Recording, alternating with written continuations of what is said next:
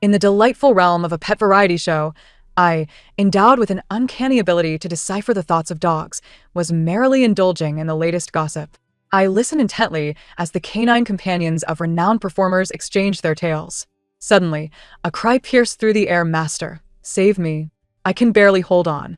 It was then that I discovered my little mischievous cat was pouncing and clawing at the illustrious actor Fu Siu's border collie, causing quite the ruckus. Embarrassed, I hurriedly extended my apologies to Fu Siu. "Not to worry," he replied nonchalantly. "Luca enjoys playing with cats too." At that very moment, I overheard Luca's thoughts. "Master, if you aspire to be her dog, you must also keep an eye on me. A dog's life is no trivial matter." I was left utterly perplexed. 01. The pet variety show titled Pampering You for a Lifetime erupted into popularity the moment it premiered, trending fervently on social media. Cats color critique. Cats resembling their owners. Seeking legal aid for pets. Silver-shaded cats' prices plummet. The commotion began with my little rascal, who displayed an extraordinary interest in dogs during the show, harboring ulterior motives towards the guests' canines. Despite its tender age, the discerning feline set its sights on the border collie of the acclaimed actor Fu Siu, relentlessly pursuing it. No matter how loudly I called, I could not retrieve it. My attempts to catch it were futile. I could only watch as it raised its fluffy little face, meowing and caterwauling around Fu Siu's legs.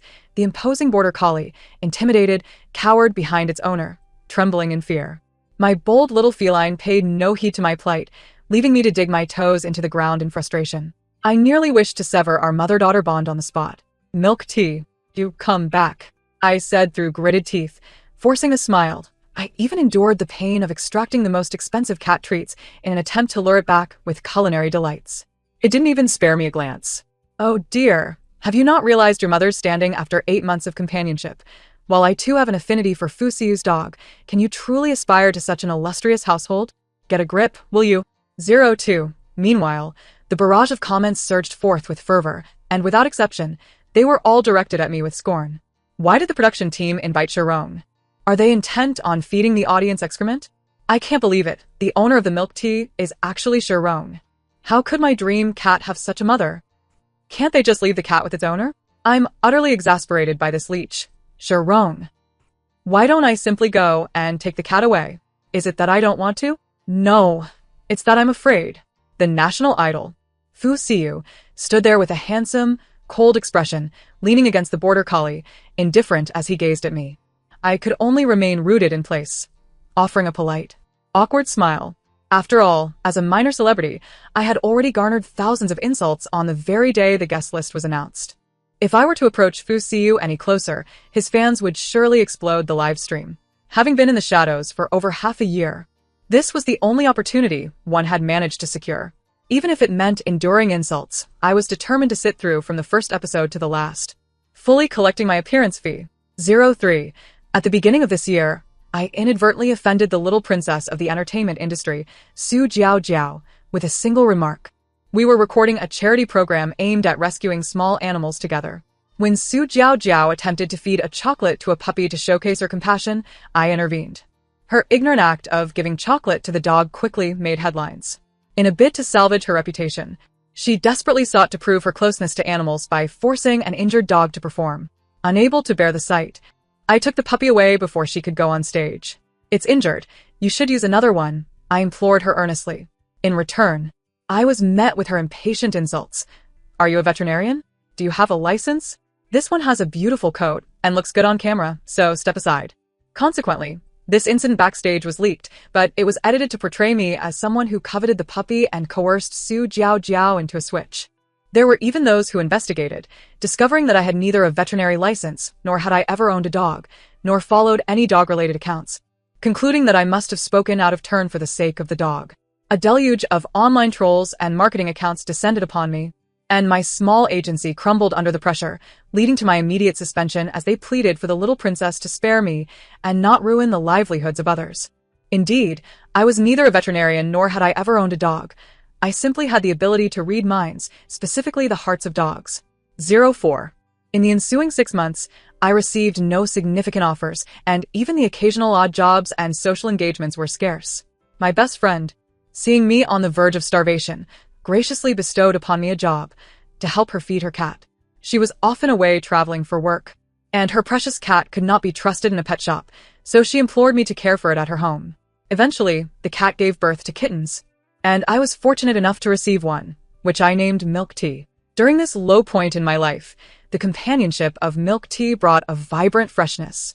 I began documenting its growth online, creating adorable stickers and GIFs.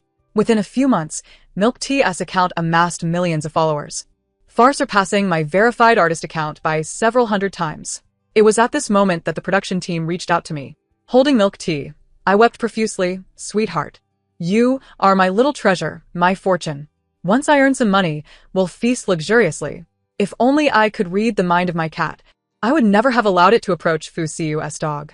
It turned out to be a promiscuous little creature across species. Upon seeing the handsome dog, it disregarded its dignity, bounding over to lick and meow at it. I stared at the tufts of cat fur on Fu Siu's expensive trousers, my vision darkening. 05. I apologize. I will take the cat away immediately. In the end, under the pressure of tens of thousands of viewers in the live stream, I walked towards Fu Siu. The man chuckled softly. "It's all right." His tone was gentle, like a refreshing morning breeze. Just as I prepared to leave, the border collie suddenly emerged from behind Fu Siu.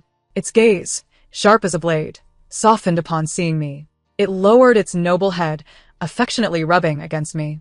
I was taken aback by its unexpected cuteness and instinctively reached out to pet its head. Suddenly, I heard a voice. "Fugo, your goddess has arrived. Why are you still dazed?" I was stunned and withdrew my hand. I, a purebred, have gone so far as to make a fool of myself just to create an opportunity for you. Don't squander it. I glanced at Fu Siu, who still bore that slightly aloof, iceberg beauty. Could it be that my mind-reading ability had encountered a glitch? Or was the border collie going crazy because of the flirtatious cat? Not daring to ponder further, I scooped up Milk Tea and fled in haste. 06. My mind-reading ability, no. My dog-reading ability had never been wrong. Yet, the words spoken by the border collie were beyond human comprehension. Me? Fu Siu's goddess? He has a crush on me? The likelihood of that happening is even slimmer than the chance of the little princess holding a grand apology conference for me. To verify whether my mind-reading ability had faltered, I specifically approached the dogs of other guests for testing. The rising star of the entertainment industry, Jiang Zhixin, brought along a Labrador, competing fiercely for attention with a new darling, Yan Shui's Pomeranian. When the two dogs met, a conflict was inevitable. Although they appeared affectionate, they exchanged insult-laden remarks. "Pomeranian, my sister is young and beautiful, with wealth backing her. Your old, faded companion will be undergoing facial enhancements on discount next month. So, remember to remind her to recharge." Labrador, "Oh, where did this mutt come from barking nonsense? Who's sneaking into the neighborhood at night? Stirring up the entire community? My brothers are everywhere. Keep your tail tucked in and behave like a dog." I was thoroughly entertained by the spectacle. Lowering my gaze, I realized where had Milk Tea run off to. 07. I bent down, searching everywhere for the cat. "Meow? Milk Tea, sweetheart? Princess Milk Tea?" I waved its favorite treats, chasing it all the way to the makeup room. There, I spotted a silver dog tag lying on the floor. Picking it up, I saw it was engraved with SR, whose dog tag has been lost. My gaze fell upon a pair of sleek leather shoes. Following the straight pant legs, I gradually stood up. Fu Siu stood before me, holding his dog. "Do you need assistance?" His voice, deep and resonant, was even more captivating in the confined space. My ears flushed, and upon raising my eyes, I found my flirtatious cat sprawled on the border collie. Its drool was almost soaking the dog's fur. I quickly snatched up Milk Tea, repeatedly apologizing. "I'm so sorry. It just finished its heat cycle, and I haven't had the chance to spay it yet." A chuckle came from above. "Are you free this weekend?" "Huh. My friend runs a pet hospital and is very experienced with this." I thought my flirtatious cat. "I just happen to need to give Luca a bath. Shall we go together this weekend?" Luca, "Dad, I just had a bath last week." 08. Milk Tea nearly fainted from excitement. I scooped up the cat, hastily expressing my gratitude. After the first episode wrapped up, the cats and dogs returned to their respective homes, and I prepared to leave with my cat carrier. "Could I have her contact information?" Fu Siu inquired from behind.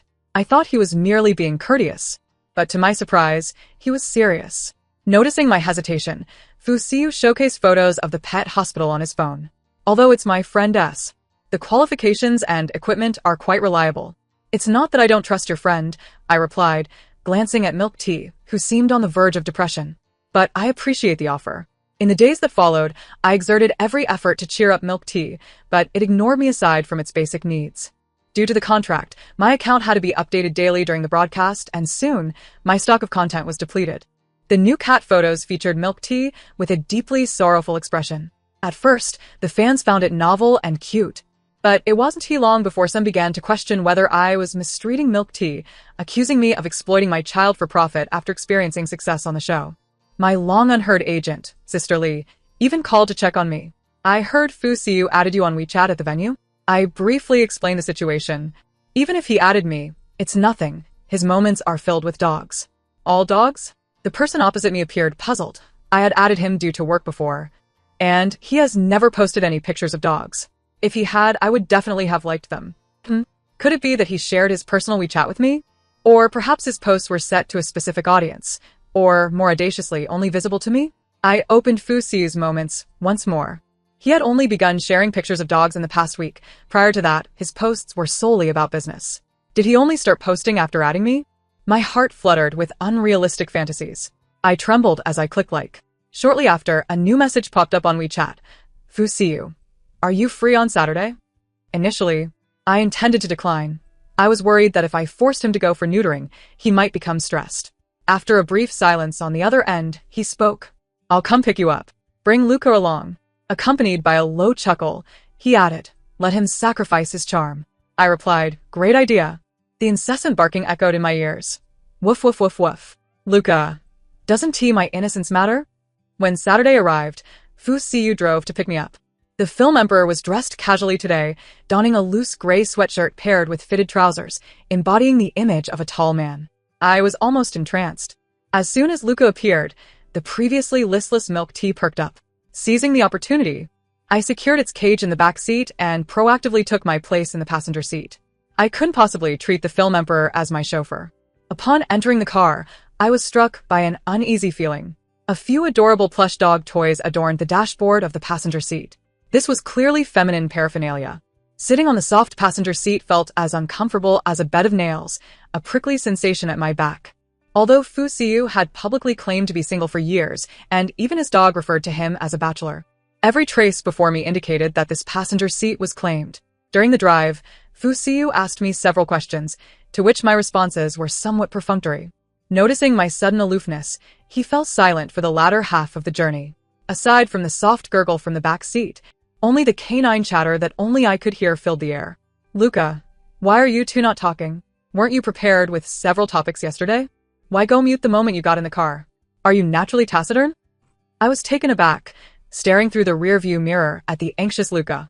I nearly felt compelled to bark a few times in response. Was Fu Siu truly single? Did he genuinely like me?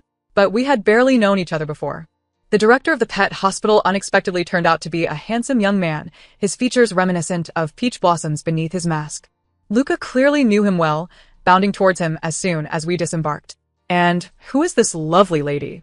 The handsome director inquired with a smile in his eyes. You? A friend. Fu Siu coughed lightly. This is Gucci. You can ask him anything related to pets. As friend. Gucci's lips curled into a smile as he moved to embrace, but Luca jumped up and tugged at his white coat, pulling him back. All right. He raised his hands in surrender, but you two have come at a rather inconvenient time. I have a major surgery scheduled shortly. Everyone else is tied up, and we are short-staffed. How about you both give Luca a wash? I won't charge you. I was taken aback.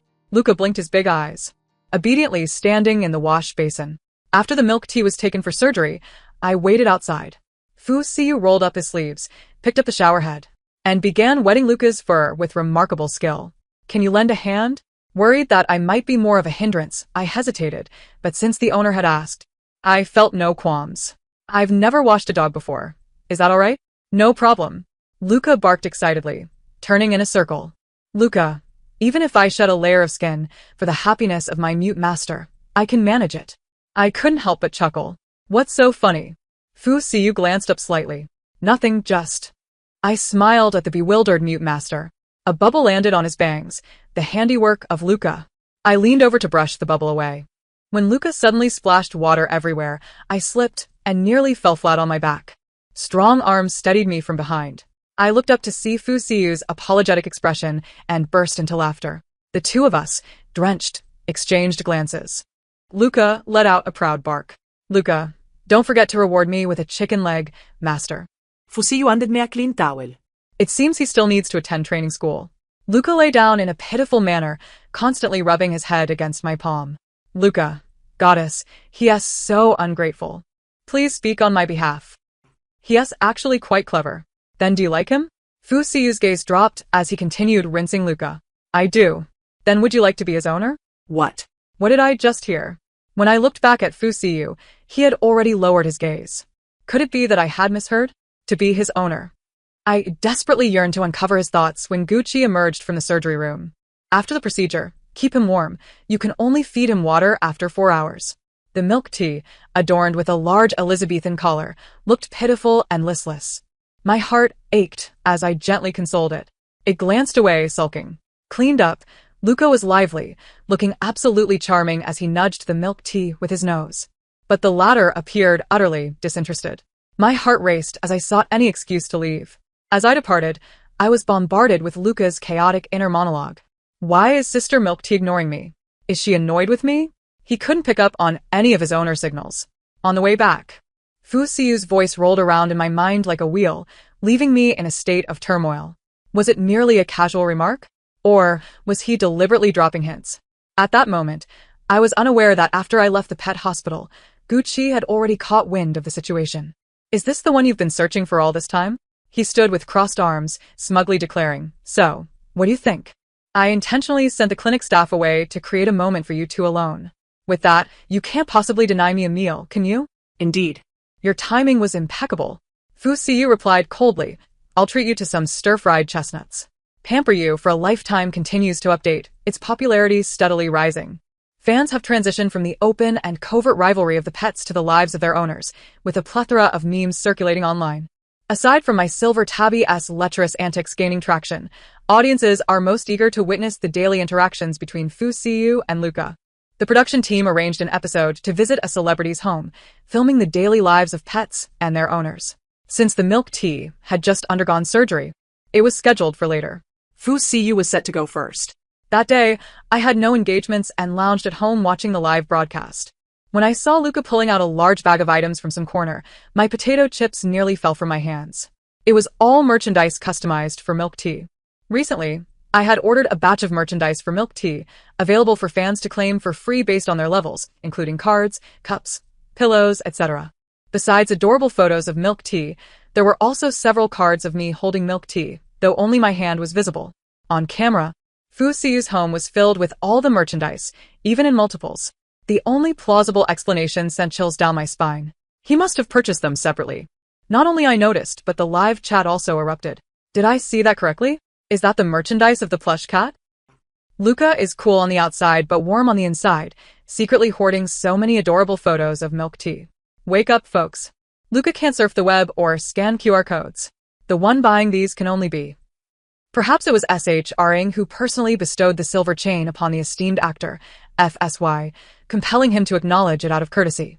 Indeed, the enigmatic FSY, with his reserved demeanor, would never silently admire an internet-famous feline, join its fan club, and purchase a plethora of merchandise.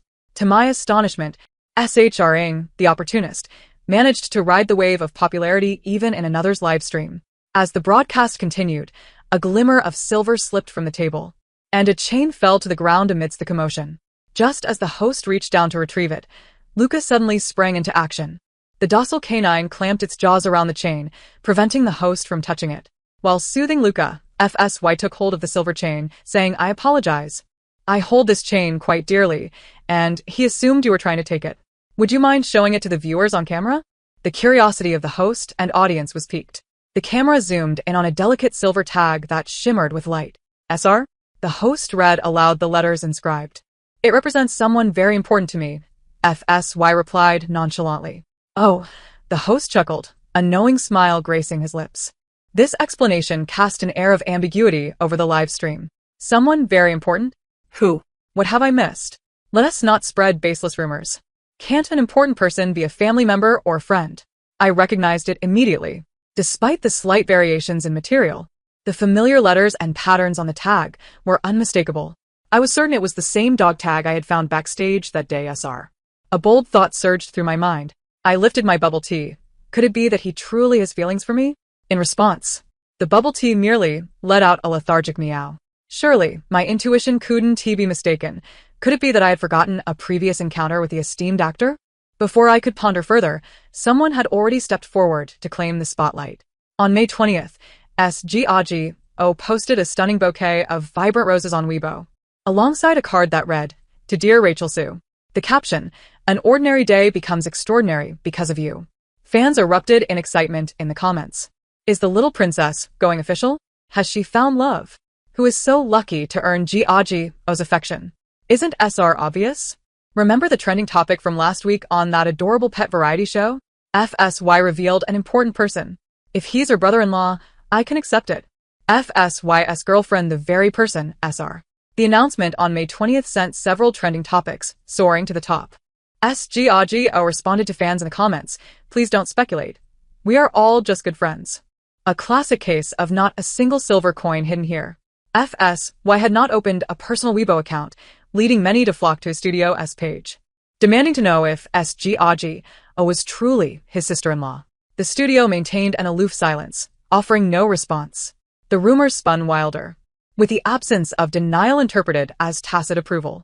I initially believed it to be mere gossip. I knew SGAGO too well.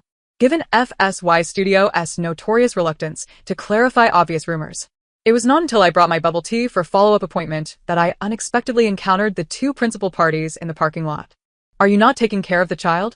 SGAGO's voice was filled with an unbearable grievance as she attempted to tug at FSY's sleeve, only to be coldly shrugged off. "You insisted on handling it yourself. I warned against it, yet you chose to keep it. But now that it exists, I have no choice but to seek you out. You should not be looking for me.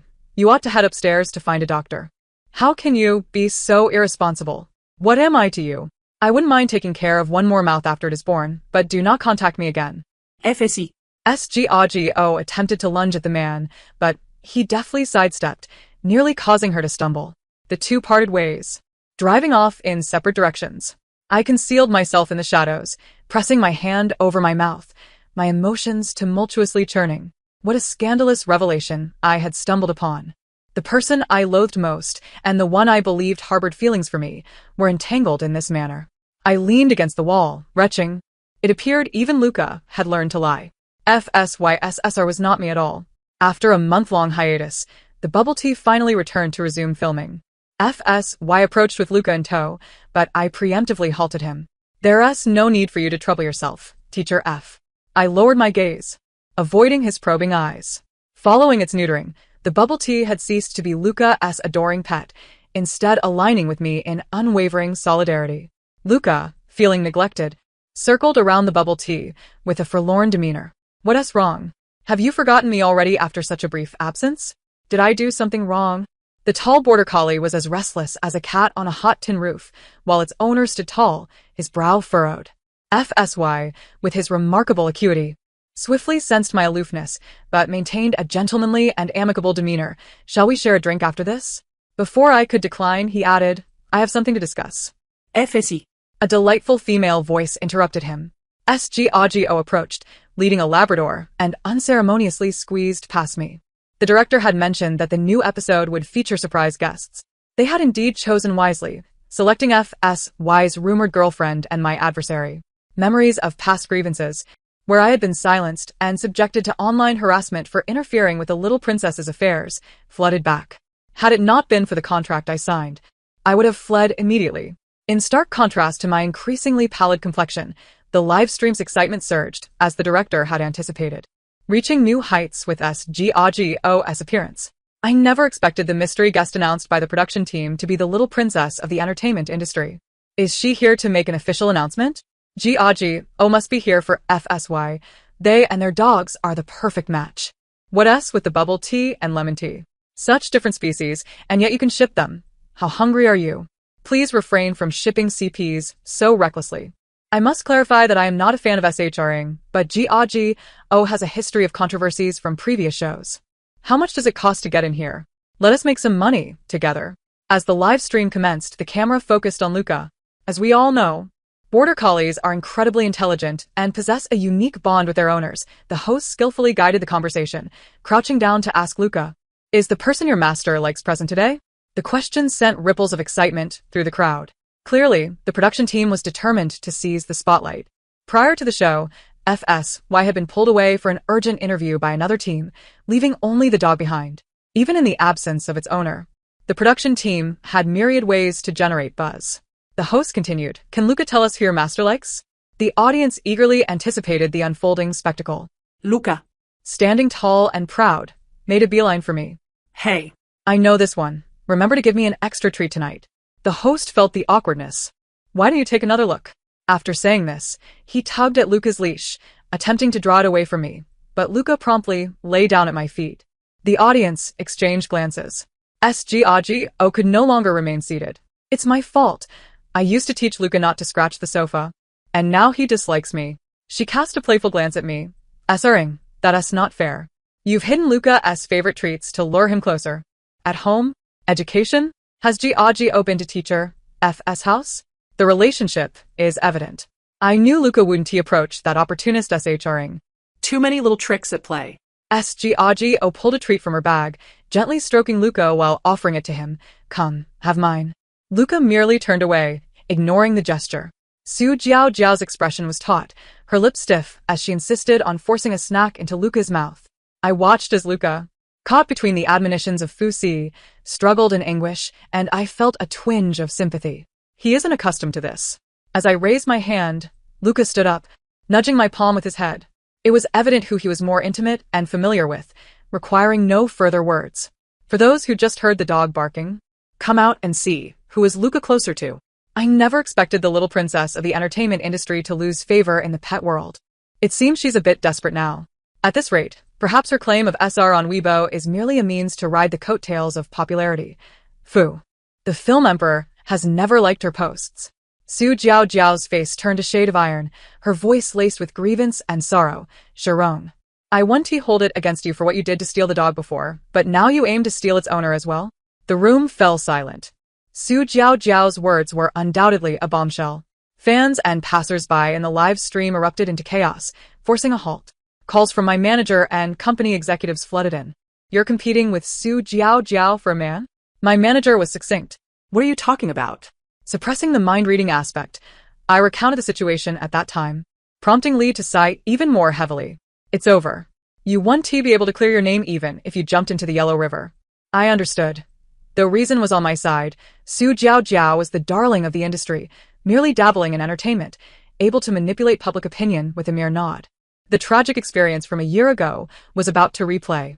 After painstakingly building my fanbase and popularity through variety shows, it could all be undone overnight.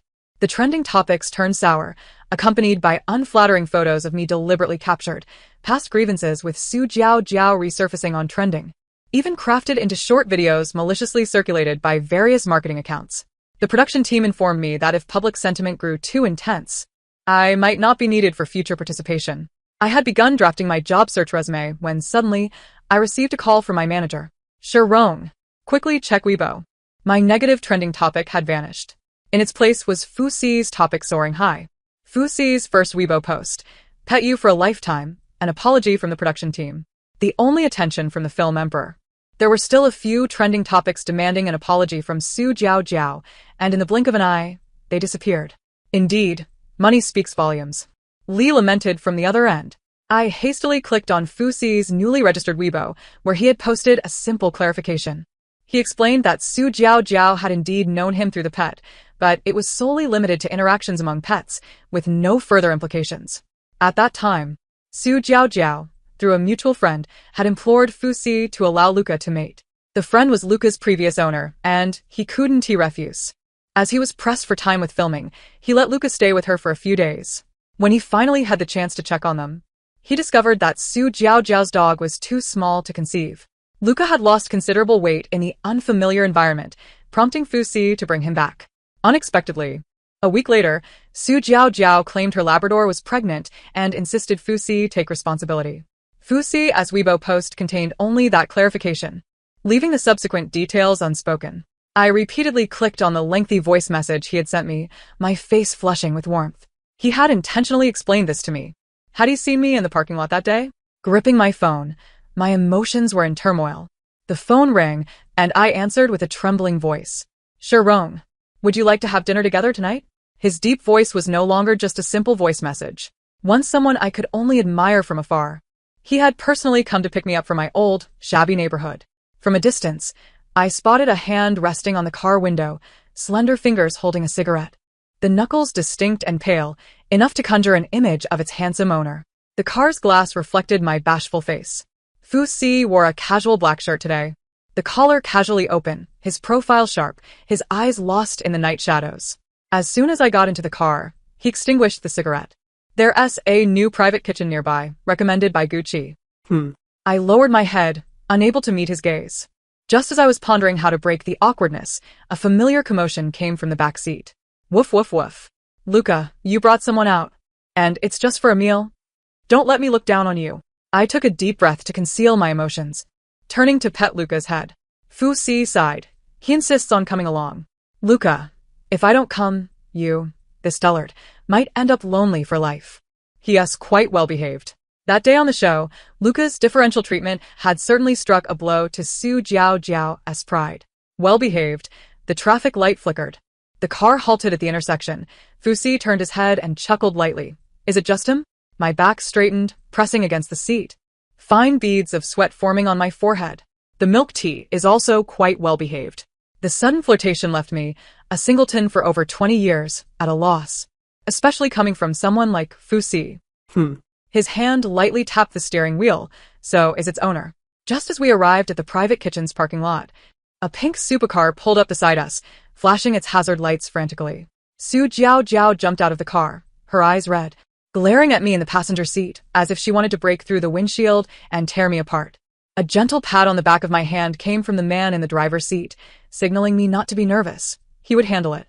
Once Fu Si stepped out of the car, Su Jiao attempted to rush over to grab his hand, but was deftly sidestepped. They spoke from a distance of about 10 feet, and Fu Si appeared somewhat impatient. Bored, I suddenly noticed an unusual glimmer in the corner. Su Jiao had brought paparazzi. If I got out of the car, it would only play right into the paparazzi's hands. If I didn't alert Fu Si, tomorrow's trending topics would be a sight to behold. Within half a minute, I devised a foolproof plan. Luca leaped out of the car, baring his teeth, charging toward the two. Su Jiao was startled, forced to distance herself from Fu Si. The man grabbed the dog leash and glanced at me. I gave a subtle nod, and Fu Si understood immediately. To my surprise, he walked over to the passenger side, gesturing for me to get out. Luca, well done. If you had been this proactive earlier, I wouldn't have had to worry so much. I realized Fu Si intended to ride the wave, using the paparazzi's lens to shatter Su Jiao's hopes, naturally wrapping his arm around mine as we greeted her. You too. She took 2 steps back, suddenly realizing something, and immediately turned to make a phone call. Don't post it. I'll pay double. I couldn't help but stifle a laugh, caught by Fu Si in the act. With the paparazzi following, we had to retreat, and our dinner plans were dashed. Once we reached downstairs, Fu Si parked the car in a dim alley. The twilight glow seeped into the vehicle, the atmosphere thick with unspoken tension. I found it hard to breathe, and pushed against the car door. It wouldn't budge. After a day filled with emotions stirred by a certain someone, my heart raced, in a tumultuous state. Fu Si, I don't do ambiguity. I turned my back, avoiding his intense gaze. Neither do I. His voice behind me was unwavering. SR, is that what I think it means? I turned to meet his eyes directly. He reached out, retrieving a silver chain worm from his body, his fingertip tracing the grooves of the letters. The coolness of the silver chain transferred to me as he leaned in, his fingertips pinching the silver pendant, his warm lips kissing the letters tenderly. The heat of our breaths mingled between us. I found myself pressed against the cold glass, aflame with desire, my waist feeling weak. Ahem. A vibration pulsed through the back of my head. Someone, not knowing better, knocked on the car window. The cold wind swept into the car, dispersing the intimacy we had built. Fu Si's manager glared at us from outside, having no idea how long he had been standing there. It is said that since his debut, Fu Siu has been under the guidance of his manager, known in the industry as the Smiling Tiger, Jason. Polite on the surface, he wields an iron grip behind the scenes. When Fu Siu first rose to fame, He encountered a multitude of unsavory characters and situations, all deftly managed by Jason, who later resolved issues without the artist's knowledge. Jason called Fu Xiu aside and tapped on the car window, signaling for me to exit for a brief discussion. Fu Xiu firmly pressed against the car door, declaring, "I will speak with you." Jason, exasperated, sighed, all right, the child is grown and cannot be controlled anymore." As his hand reached for the door, Luca in the back seat immediately barked twice. "You ungrateful little rascal. Have you forgotten who took you for walks and fed you while your master was away filming?" "Luca, do not bully my master's master." I stood there, perplexed, as Jason, with no other option, advised that we maintain a low profile until the variety show concluded, as he had yet to gauge the depths of the Su family's influence. Fu Xiu personally stepped forward to clarify matters, asserting that Su Jiaojiao's PR team possessed the ability to spin black into white, claiming all misunderstandings were the result of a pet hospital's errors. A throng of fans, mingling with marketing accounts, began to rally around the narrative, expressing sympathy for Jiaojiao, who was supposedly victimized by a malevolent veterinary clinic. While Fu Xiu remained unconcerned, he ultimately acquiesced, considering the fragile state of my company and team. I stood there, my mind swirling with 1,000 questions. Wait, does he mean we should be discreet? Is this a confession of sorts? The final episode of Pampering You for a Lifetime was an outdoor live broadcast, set in the wetland park that had gained fame for its camping facilities. Fu Xiu was to arrive later with the ingredients, while Dehua, Jiangzhu Xian, and I were tasked with setting up the tent. Su Jiaojiao and Xiaohua Yanshui took their cats and dogs to entertain park visitors, aiming to secure a larger budget. It wasn't until nightfall that they finally appeared, with Yanshui drenched in sweat and Su Jiaojiao leisurely trailing behind. The little dog, Nai Cha, had gone missing. The filming crew scoured the footage, but could find no trace of Nai Cha. "What's the rush? If it has any sense, it will return on its own," Su Jiaojiao remarked, stretching her shoulders. "I've searched for so long. I'm exhausted." I approached, scrutinizing Su Jiaojiao's delicate face beneath her sun hat, and coldly inquired, "Are you saying Nai Cha ran off because it had to eat a stranger's snacks?" Yes. Despite calling it back, it won to return. "What can I do?" she responded with innocent blinking eyes. I glanced at the trembling little dog cowering at her feet and already had my answer. Labrador. I obediently blocked the camera, yet my master still kicked me. I had no time to argue with Su Jiaojiao and insisted that the production team halt the live broadcast until we found Nai Cha. A wave of negative comments flooded the live stream, claiming Nai Cha had run away of its own accord, alleging that I routinely mistreated the pet, exploiting the young cat for social media fame.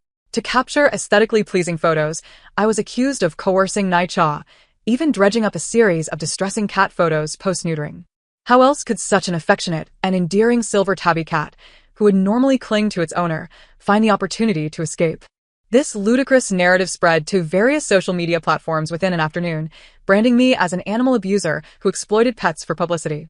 By the time Fu Xiu found me, I was outside the wetland park distributing flyers, hoping kind souls would provide leads, promising generous rewards. "Sharon, stop searching," Fu Xiu pressed my hand down. Instinctively, I pushed him away, fearful of being captured on camera. The production crew had been busy until midnight and had since gone to rest. The cameras were off. But my mind was solely focused on Nai Cha, leaving me oblivious to my surroundings. As the night deepened and the rain began to fall, soaking me through, Fu Xiu spoke. "Nai Cha has been found." He removed his jacket and draped it over my shoulders. Upon receiving the news, Fu Xiu immediately contacted the park authorities for the closed-circuit footage from the area where Su Jiaojiao had been, personally reviewing it and ultimately discovering evidence of her deliberate abandonment of Nai Cha. She had placed the cat near a dry well and, when the cameras were not watching, had pushed it down. Nai Cha fell heavily into the dry well, but fortunately, debris cushioned the fall, resulting in a fractured hind leg, and it was promptly taken to Guqi's hospital for treatment. The entire internet erupted in outrage. No one could have anticipated that the seemingly pet-loving persona of the little princess concealed such a malicious heart. Su Jiaojiao came to confront me, the dark circles under her eyes betraying her exhaustion from the public's backlash. "As long as you agree to cooperate in clarifying that Nai Cha did not go missing and that everything was scripted by the production team, I promise you one major film each year for the next 3 years, along with an S-grade television drama." She maintained her haughty demeanor, reminiscent of a year prior. "It's just a creature. It's not dead yet. You should think about your own stardom. Miss this opportunity, and it may never come again." Nirikat. A dog, These were insignificant beings in Su Jiaojiao's eyes.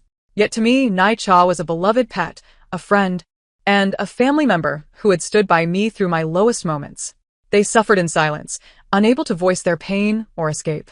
Release it and I might consider, I replied, referring to the shivering Labrador. Years of mistreatment had stripped it of the courage to flee from Su Jiaojiao. Just this? That sick dog meant to mate with Fu Xiu? If you want it, take it. It's not fit for anything, not even as a punching bag. You agreed? Stop rambling. I've sent the Weibo caption to your WeChat.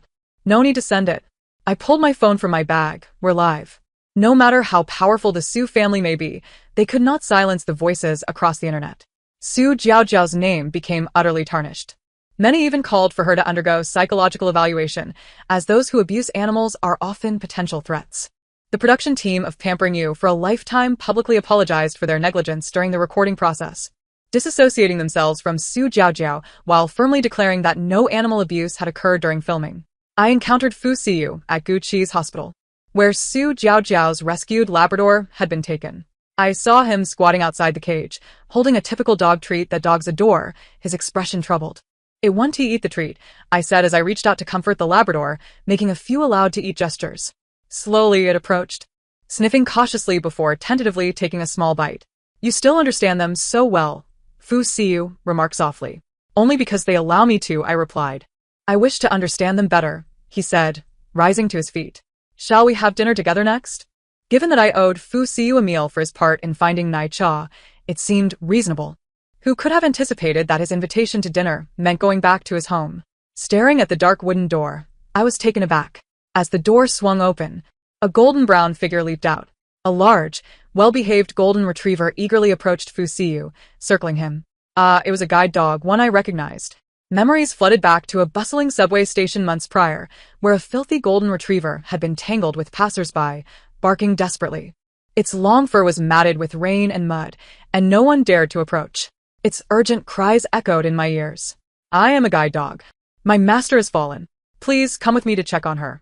I picked up its leash and followed it to a small alley not far from the subway station, where I found an injured blind woman. I helped her up and hailed a taxi to take her to the hospital for an examination. When I asked for her family information, she nervously clutched my arm. "I secretly came to the city to see my son. He's busy with work. I just wanted to follow Wang Kai to his home to make him some soup." I didn't expect. The guide dog, having lived in the countryside for so long, had become lost in the city.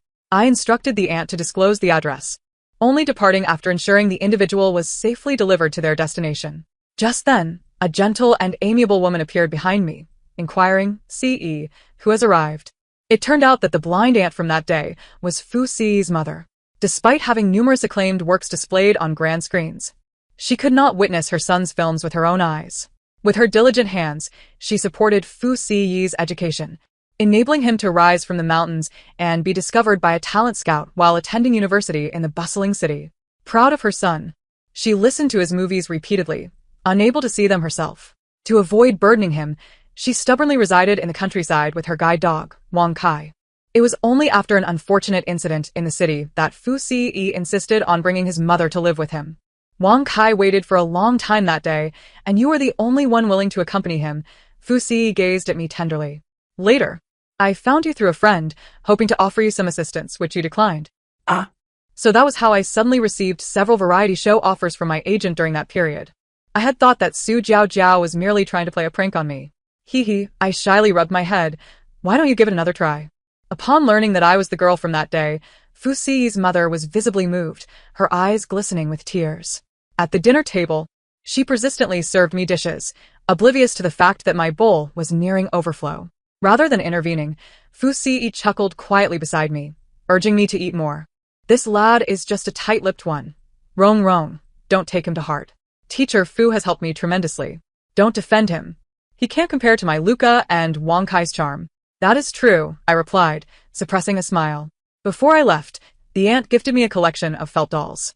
In the past, she crafted these trinkets in the countryside to supplement her income, and now, living in the city, her son forbade her from working, transforming her craft into a source of joy.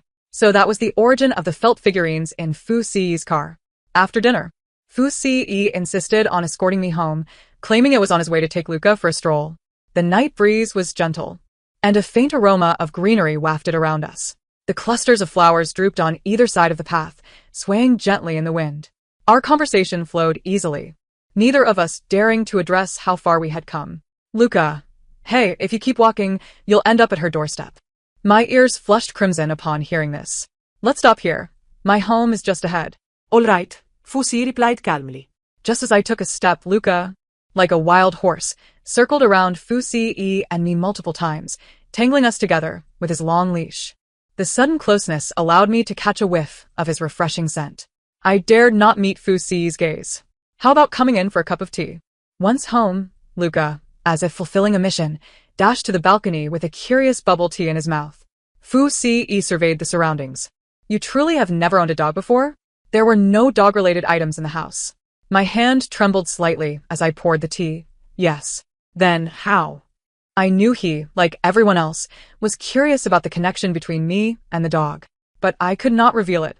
If word got out, such an extraordinary circumstance could lead to me being treated as a laboratory specimen or a case study of some bizarre illness. Since childhood, my mother had warned me never to expose my abilities to the outside world. If I did not wish to be seen as a monster, I had to live as an ordinary person, taking this secret to my grave. Unless absolutely necessary, I must never utilize this ability. I did not want to deceive Fusi, yet I could not speak the truth. He appeared somewhat dejected, but restrained his inquiries. My agent began to gossip about my relationship with Fusi. Currently, his Weibo followed only me, aside from his own studio. Fans rushed to explain that due to Luca's good rapport with Bubble Tea, Rome must have requested Fusi to follow her back. I had thought my casual suggestion for Fusi to give it another try was just a passing remark, only to find out 2 days later that Sisterly informed me of a promising opportunity that had come my way. A fantasy film being shot in Songling had a female supporting role that was bitten by a venomous serpent in the deep mountains, making her unable to continue filming. I was recommended as a substitute. It was clear who the recommender was. After reviewing the script and character description, I realized it was a golden opportunity. A good performance could easily make me break out. Having experienced the low of not having enough to eat, I was determined to strive for success. Upon arriving on set, I learned that Fusi's film about the coexistence of beasts and humans was also being filmed in Songling. I took advantage of my free days to visit the set and express my gratitude to teacher Fu. As soon as I arrived on set, I noticed the tense expressions on everyone's faces. After some inquiries, I discovered that Fusi had encountered an accident. He had been bitten by a venomous snake while filming in the mountains that morning. Although he was hastily transported to a hospital at the foot of the mountain, his life was still in peril. Due to the unknown type of snake, they could not prepare the appropriate antivenom. Is there anyone who saw what the snake looked like? Even a vague description could help find a local to inquire. There is none. That's the problem. It wasn't even an official shoot. He was quietly rehearsing in a corner when he was suddenly bitten. If we need a witness, the crew member pointed to a local dog lying nearby. It's that one. Taking a deep breath, I approached the little dog. I offered it a bit of food, attempting to gather information about the incident. The dog barked, providing me with details about the snake's appearance and color. I quickly searched for the closest matches and confirmed with locals which types were most common in that area and season. After identifying the most likely candidate, I relayed the information to Fusi's agent. Fortunately, we had identified the correct snake, and the antivenom was administered in time. At the hospital, Luca lay forlornly by the bedside, refusing to eat or drink. I comforted him. Your master will be fine. Don't worry, Luca. He cannot be in trouble. He has so much left to tell you personally. Seeing Fusi's pale face, my heart ached. Yes, I know. I gently rubbed Luca's head. Luca, it may sound unbelievable, but I can understand the voices of dogs. I believe you. Turning around, I found Fusi gazing at me intently, his eyes full of tenderness and longing. Due to my communication with the local dog to rescue Fusi, I made it to trending topics. Initially, I feared that my ability to read minds would be exposed, but the sudden rise of the new profession pet communicator spared me much explanation. A year ago, I had been wrongfully accused of stopping Su Jiao from forcing a spine-injured dog to perform, and now that case was vindicated. Su Xiao, who had already faced social death in the entertainment industry, was once again dragged into the spotlight for public scrutiny. Meanwhile, the only one who truly knew my secret was lying right behind me. You should step out. I shifted my shoulders. With you like this, I cannot continue cooking. Fusi, like a large dog, rested his chin on my shoulder. His dark hair brushed against my sensitive skin. making it difficult for me to crack the eggs in my hands. Do you know what I'm thinking right now? His voice was low and husky, solid arms encircling my waist. My mind-reading ability hasn't yet transcended species. It had only been a month since we last met, yet Fu Ce appeared so aggrieved. I found it hard to push away this big dog. Fu Ce and I were engaged in a clandestine romance, a choice I had made. I wished to wait until the day I stood at a height where I could meet his gaze before going public, perhaps receiving more blessings. Although Fu Ce did not mind, I was still under pressure from both him and Jason. Luca had become our matchmaker. However, every week, Luca was forced to visit Gu Qi's veterinary hospital for his checkup. In the end, even Gu Qi could no longer endure it. As a pet doctor, must I be inundated with dog food while at work? Each day apart felt like an eternity. Ever since we became a couple, Fu Ce had transformed into an unusually clingy companion. The once aloof teacher Fu, who resided high on a pedestal, would, upon closing the door, metamorphose into my exclusive dog. In moments of passion, he would remove the silver chain he gifted me and drape it around his bare neck. The exquisite silver tag rose and fell in rhythm with his heavy breaths. The atmosphere was stifling, and I wearily lifted my eyelids. Before me lay his splendid physique, glistening with fine beads of sweat, the letters SR on the dog tag nearly melting away. Scalding droplets cascaded down his collarbone, tracing the dampness at the corners of my eyes. His rough fingertips gently wiped away my physiological tears. The dog tag slipped and brushed against my skin. Cold, I whimpered. The man above me chuckled softly, lowering his head to grasp the dog tag with his teeth, his crimson tongue pressing against the letters. My mind felt as though it had short-circuited. Suddenly, a tender voice resonated. I love her and am willing to become her most loyal dog. His delicate lips still held the tag, yet those profound words pierced through my consciousness, invading my very being. In that moment, I could only attune myself to the heart of my canine companion. I suddenly heard Fu Ce's innermost thoughts. The end of the narrative. Thank you for listening. And until we meet again in the next tale.